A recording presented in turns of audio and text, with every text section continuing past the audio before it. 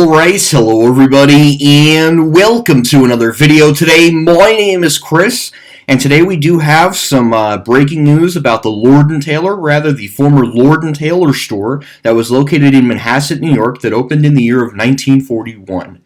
So, unfortunately, it was just announced, or rather, a commercial property has acquired the entire Lord & Taylor spot. This is in Manhasset, New York, in the northern part of Nassau County. And this Lord & Taylor store is now expected to become home of several offices. The entire building is up for lease, so the building will be the store will be completely gutted, and they are expected to be putting in several different offices within this former Lord & Taylor store.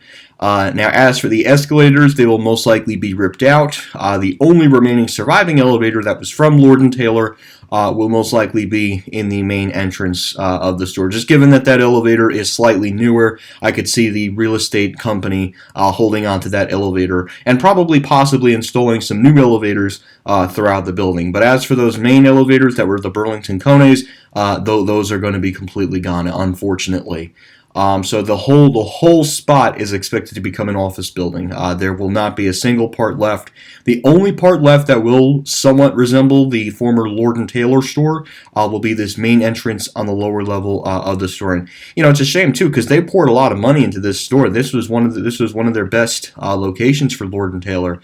So it's an absolute shame, but this will probably be the only part that is preserved, and even this could be reconfigured completely. But for that main entrance elevator, that little cone, that will most likely stay. But as for the rest of the building, yeah, no, it's definitely going to be split up, unfortunately. But honestly, this is a pretty good use. They're still preserving the same old Lord & Taylor building, except they're going to completely gut the inside. Of the building. Definitely put more windows in.